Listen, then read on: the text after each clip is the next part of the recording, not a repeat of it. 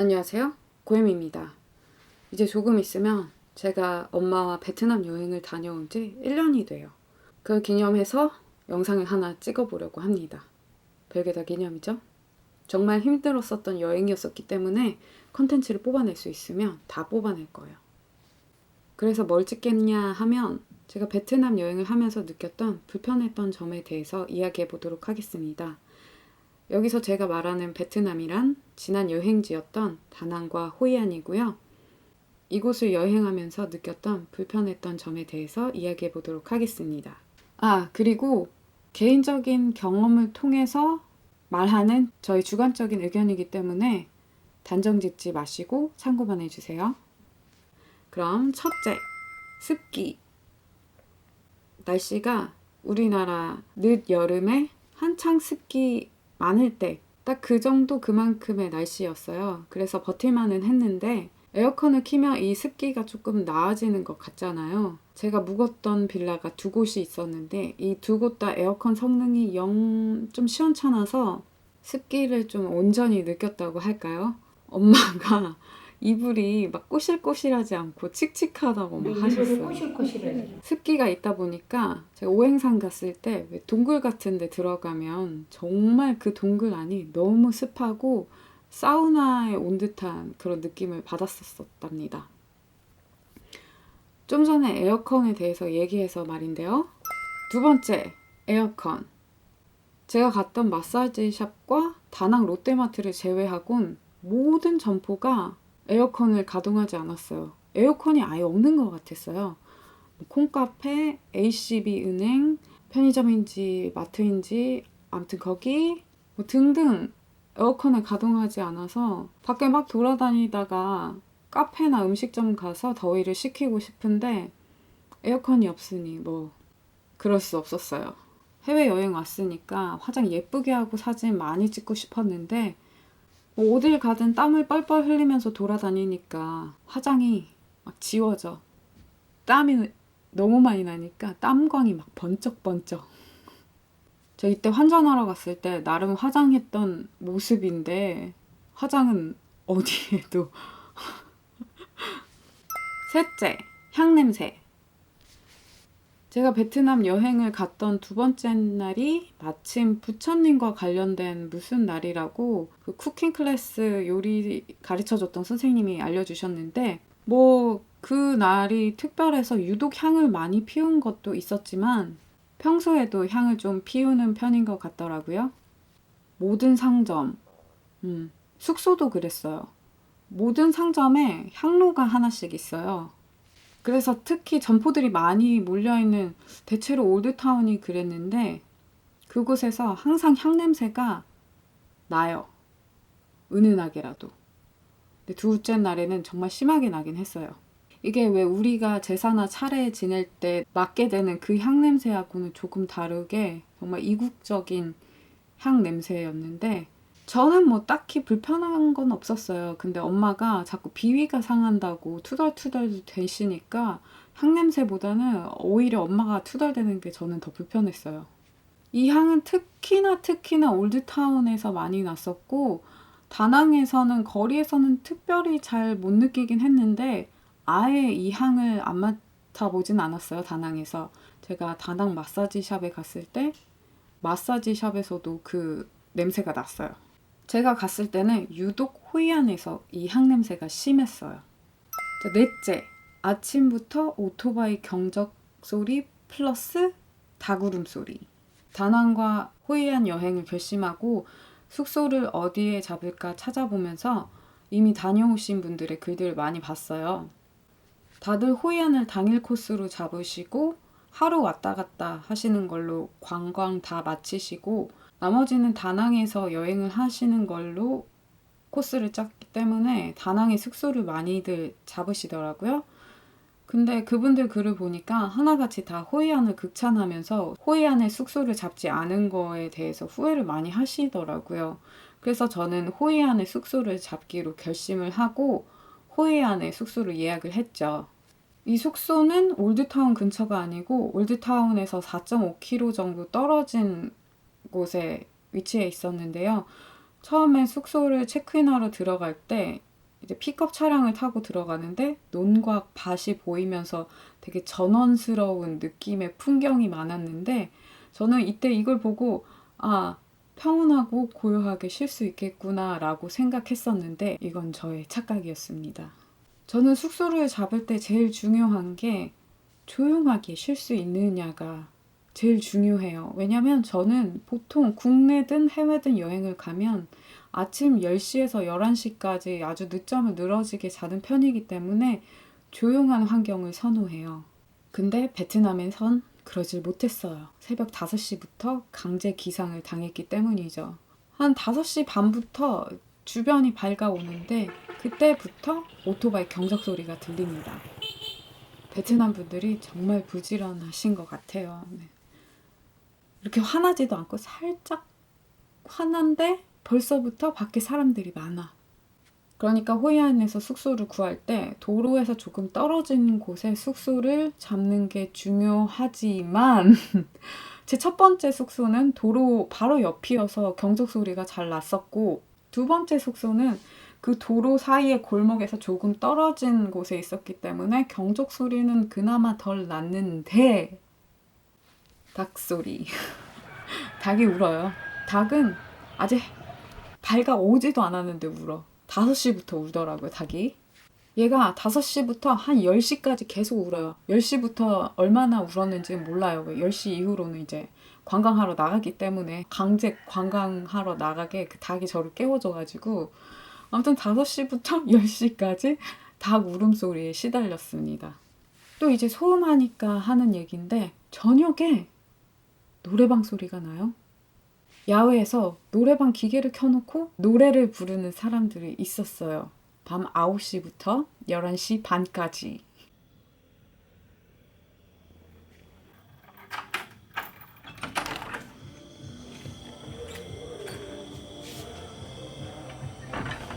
이곳 베트남 어디선가에서 이러고 있습니다. 혹시나 이 미러리스에 잘 안 들어갈까봐 제가 또 주마이천 들고 왔기 때문에 풀벌레 소리라고 해야 되나? 정말 장난 없어. 풀벌레 소리도 장난 없는데 노래 소리까지 장난이 없어. 저는 조용히 쉬고 싶었는데 강제로 음악 감상을 하게 되었죠.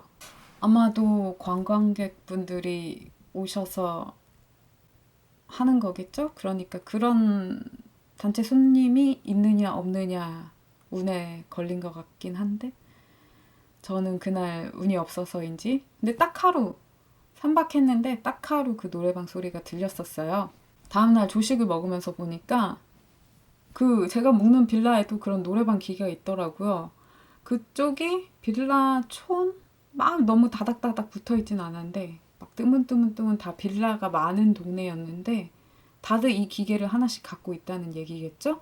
그래서 이제 신청하는 사람이 있으면 이게 시간 제한이 그렇게 타이트하지 않나 봐요. 유럽 여행 갔을 때는 뭐 9시부터인가 세탁기도 못 돌리게 하고 떠들지도 말라고 했는데 여기는 9시부터 11시 반까지 노래방 소리가 들려서 밤에 강제 음악 감상을 하였답니다.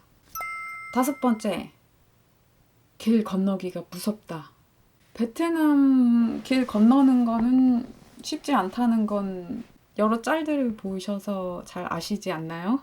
대체로 베트남에는 횡단보도가 없어요. 아예 없진 않아요. 딱 2개 봤었어요. 한시장 앞에서 하나, 그리고 호이안에서 환전하러 갈 때 한 번, 딱 2번을 봤었던 것 같은데 횡단보도 신호등을. 그래서 차량의 통행량을 보고 알아서 건너야 해요. 이 건널 때 멈칫하지 않고 차를 잘 살피면서 걷는 속도를 유지하면서 건너면 오토바이들이 알아서 피한다고 하더라고요. 그리고 정말 그랬었고요. 근데 오토바이 통행량이 정말 어마무시하게 많으니까 저 혼자 건널 때는 저는 그래도 괜찮았는데 엄마랑 같이 건너려고 하니까 엄마가 계속 멈칫 하시니까 길을 건너는 게 굉장히 어렵더라고요. 제 베트남 여행 브이로그를 보면 나오는 에피소드인데 엄마랑 이제 다낭 미케비치 해변을 구경을 하다가 엄마가 갑자기 급동에 오신 거야. 그래서 화장실을 가야 되는데 화장실을 가려면 그 도로를 하나 건너야 했어요. 근데 여기는 호이안보다도 더 많은 오토바이 통행량이 있었던 거예요. 또 엄마가 급동이니까 뭔가 발을 동동동 굴리시니까 더더욱 건너지를 못하겠으니까 기사님이 길을 건너는 걸 도와주셨어요. 그리고 그때 호이안 쿠킹 클래스 끝나고 요리 가르쳐준 선생님이랑 같이 택시 타고 올드타운까지 왔을 때도 빠이 하고 헤어지는데 저희가 길을 건너려고 하는 게 되게 시원찮아 보였었는지 그때 선생님이 저희 길 건너주시고 본인은 귀가하셨던 일화도 있죠. 그만큼 베트남에서의 횡단보도를 건너는 것은 좀 기술이 필요한 쉽지는 않은 일이었다. 아, 그리고 길 이렇게 건너고 뭐 이런 거 얘기하니까 생각나는데 호이안에서 주인이 있는 개들이었던 것 같긴 해. 개들 막 풀어놓고 시골은 원래 개들 막 풀어놓고 키우잖아요. 그래서 개들 막 풀어놨는데 얘네들이 귀여워요. 그냥 한 마리 한 마리씩 보면 귀여운 애들인데 얘네들이 때로 몰려다니니까 좀 무섭더라고요. 저는 개를 특별히 무서워하진 않은데 때로 몰려다니니까. 그리고 개들도 눈치가 있어서 본인을 무서워하는 걸 알면 위협적으로 굴지는 않는데 뭔가 위풍당당한 모습을 뽐낸다고 해야 되나? 그때 엄마랑 걷다가 엄마가 무서워하니까 개가 괜히 한번 뒤돌아보고 우리를 쳐다보는데 내가 그래서 엄마한테 아는 척하지 말라고 저 개를 이러고 길을 다녔었죠. 아, 냅둬. 그냥 다 쳐다보지 말고. 여섯째, 흥정과 호객. 너무 싫었어. 전반적으로 가게 물건들, 특히나 그 밖에서 좌판으로 파는 물건들은 가격이 정해져 있지 않아요. 정찰제가 아닌 거죠. 그래서 물건을 보고 좀 사고 싶거나 관심이 생기면 얼마냐고 묻게 되잖아요. 그러면 상인분이 계산기에 얼마인지 쳐줘요. 이렇게 계산기에 How much? 하면은 10만 동 이렇게 쳐줘요. 그러면 비싼 거 같아. 그럼 제가 이거를 지우고 8만 동 이렇게 하면 또 상인분이 9만 동 이렇게 쳐. 그러면 내가 안 사 이러고 가면은 뭐 깎아주던가 아니면 또 상인분이 너한테 안 팔아 뭐 이렇게 되던가 하는데 저는 흥정하는 게 싫더라고요. 이 과정이 너무 피로하다고 해야 되나? 기싸움이잖아요. 좀 기가 약해서. 그래서 여행 계획 세울 때 사고 싶은 물건들이 대략 있잖아요. 이거를 그 베트남 여행 카페에 가입을 해서 그 물건들을 검색을 해서 이 물건의 가격의 최소값과 최대값을 알아본 다음에 이 범위 안에 맞으면 사야겠다 결심을 하고 미리 조사해서 갔었죠. 근데 제가 흥정을 필요한 물품을 샀던 건 아오자이 하나밖에 없어서 흥정은 딱히 그때 말고는 안 했었던 것 같아요. 보니까 달러로 결제 시 디스카운트를 더 많이 해주는 것 같았어요. 이런 흥정과 관련돼서 생각나는 일화가 몇 개 있는데 오행산에 갔을 때 엄마가 그 대리석 목걸이가 2만 원 정도 하면 사고 싶다라고 하셔서 목걸이 파는 곳에 가서 얼마냐고 물어보니까 100만 동? 100만 동 맞나? 우리 돈 5만 원. 5만 원을 부르는 거예요. 엄마 5만 동이래 이러니까 엄마가 놀래서 안 산다고 해서 안 산다고 이렇게 돌아서니까 가격이 계속 디스카운트가 돼서 엄마가 부른 가격대 부근에서 살 수 있을 것 같았는데 이미 이제 가격을 계속 내리시니까 거기에서 이런 건 별로 사고 싶지 않아 라는 생각이 들어서 물건을 사지 않았죠. 그리고 그 상점에서 그렇게 나와서 가는데 왜 이제 바구니 이렇게 두 개를 이렇게 엮어서 이렇게 메고 가는 그 상인분이 그 옥수수를 거기다가 씻고 가셨는데 엄마가 손가락으로 옥수수 하니까 그걸 딱 듣고 상인분이 옥수수 이러면서 붙으시는데 안 산다고 해도 몇 번을 옥수수 이러시니까 엄마한테 여행 내내 그렇게 손가락질 좀 하지 말라고 물건 사는지 알고 자꾸 옆에 붙어오지 않냐고 그렇게 얘기했는데도 못 고쳐가지고 계속 손가락 할 때마다 손 내리라고 또 흥정 호객 했으니까 이제 호객의 택시 이야기를 빼놓을 수 없죠. 베트남 여행 시 그랩이라는 앱을 이용해서 우버 같은 거죠. 우버나 카카오 택시. 이 그랩 앱을 통해서 택시를 부르면 요금 사기를 안 당한다고 그랩 앱을 사용하라고 많이들 하시거든요. 그래서 저도 이동할 때 항상 그랩 앱을 사용했죠. 이 그랩은 한국에서 다운받아서 뭔가 인증을 받고 베트남에서 사용해야 돼요. 베트남에서 다운받고 사용하려고 하면 뭔가 인증 문제가 안 돼요. 뭐 코드를 받아야 되는데 베트남에서는 내 전화번호가 없으니까 이 코드로 인증을 할 수 없어서 한국에서 미리 코드 인증을 받고 이용을 하셔야 합니다. 아무튼 이렇게 그랩으로 택시를 호출을 하면 내가 잡은 택시 번호랑 택시 기사님 사진이 딱 떠요. 이거를 보면서 내 택시가 어디 왔지? 막 이렇게 서서 계속 이러고 있게 돼요. 그러면 다른 기사님이 보고 그랩 택시?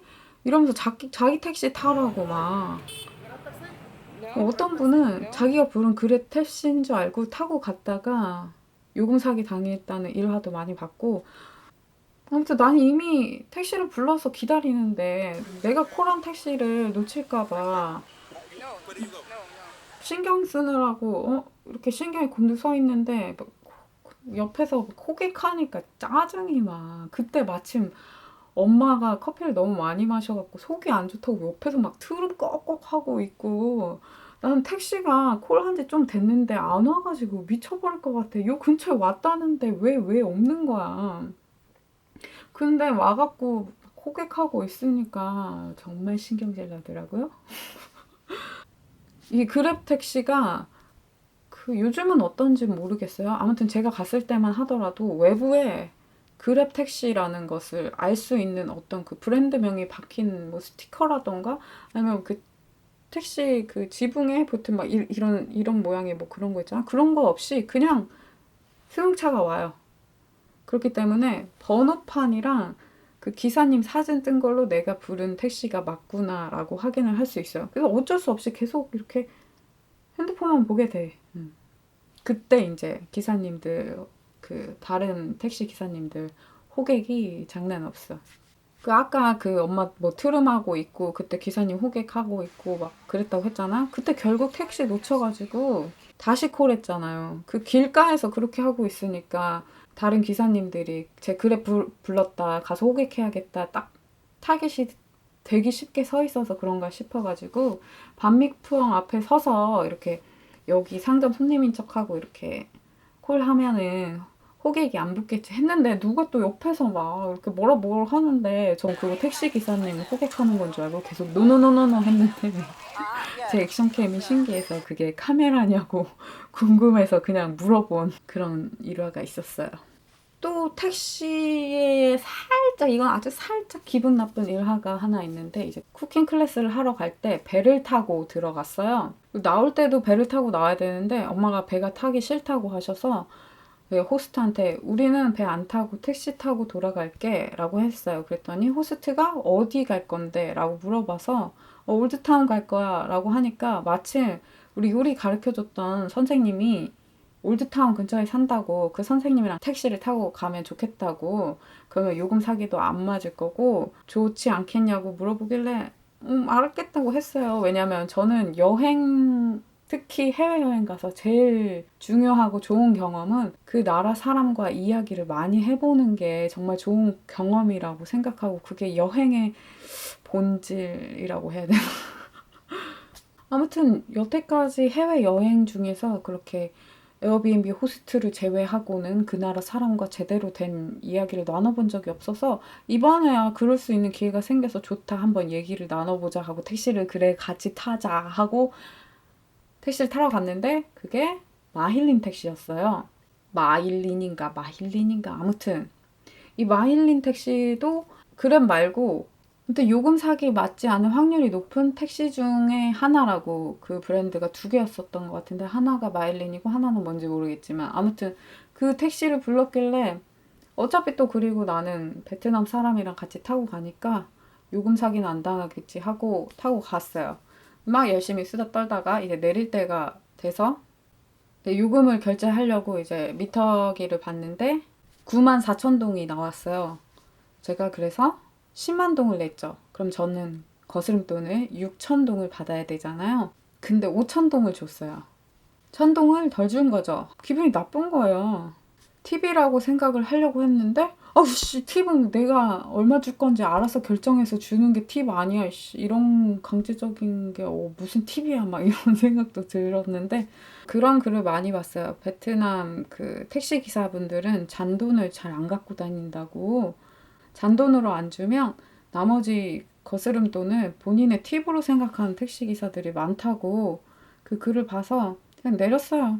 근데 그 마일린 택시 조금 신기했던 게 택시 안에서 와이파이가 터져요.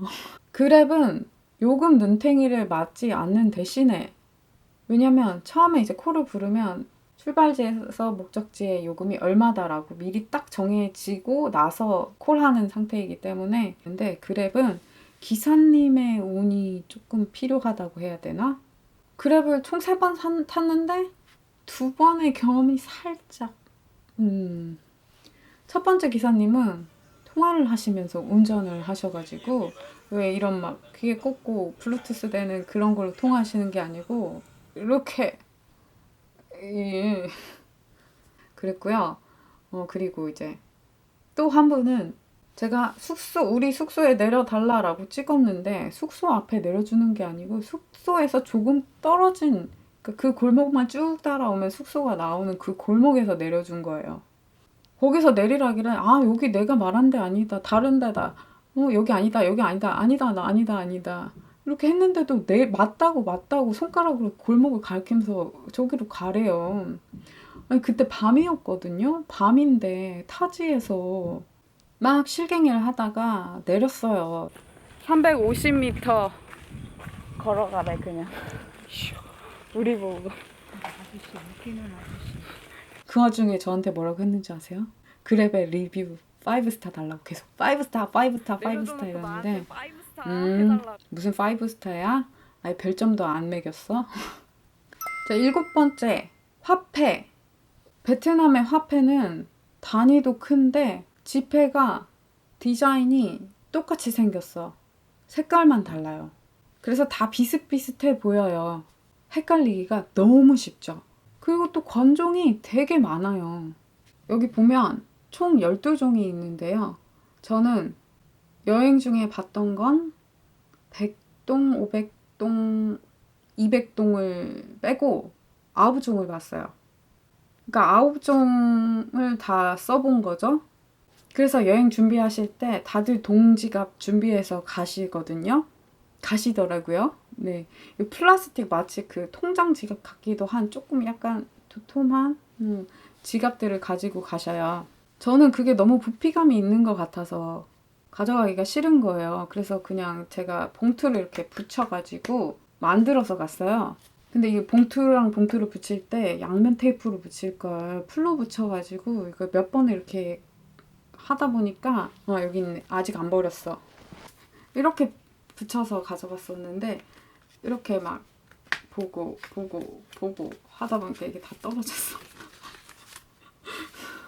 저는 여행할 때 이 도난 방지 가방을 쓰는데 이게 짐이 생각보다 많이 안 들어가요. 여기 이제 저는 촬영을 해야 되니까 배터리랑 SD 카드 넣고 그리고 삼각대랑 셀카봉 하나 넣고 그리고 보조 배터리 하나 넣고 하니까 지갑이 이 앞자리 말고는 들어갈 데가 없는데 그게 부피감이 있다는 생각이 든 거예요. 그래서 제가 딱 요 정도 부피니까 제가 만들어서 갔는데 이렇게 됐네. 사러 가세요. 배송비보다 더 싸요 그 지갑이. 화폐 얘기하니까 생각났는데 베트남이 물가가 싸다고 하잖아요. 싸긴 쌌어요. 근데 한국인한테 알려진 뭐 맛집이라던가 가게들은 우리나라 사람들이 물가를 확 올려놓은 느낌이 있었어요. 그래서 분명히 우리나라보다 싸긴 싼데 그렇게 싸진 않다. 좀 다른 데보단 비싼 거 아닌가? 그러니까 베트남 내의 다른 상점에 비해서 비싼 게 아닌가? 라는 생각이 좀 들었어요. 자, 이렇게 제가 작년에 다낭과 호이안을 여행하면서 느꼈던 불편한 점 7가지에 대해 말을 해보았습니다. 불편한 점만 말하고 끝나냐? 아니죠. 좋았던 점에 대해서도 영상을 찍을 거예요. 원래 익숙한 곳을 벗어나면 불편한 점이 당연히 생길 수밖에 없어요. 특히 타국에서는 더더욱 그렇지 않겠어요? 그러니까 미리 알아보고 가면 조금이라도 낫지 않을까 싶어서 제가 이 영상을 찍어 보았습니다. 그럼 도움이 되셨길 바라면서 이번 영상은 여기까지입니다. 안녕히 계세요.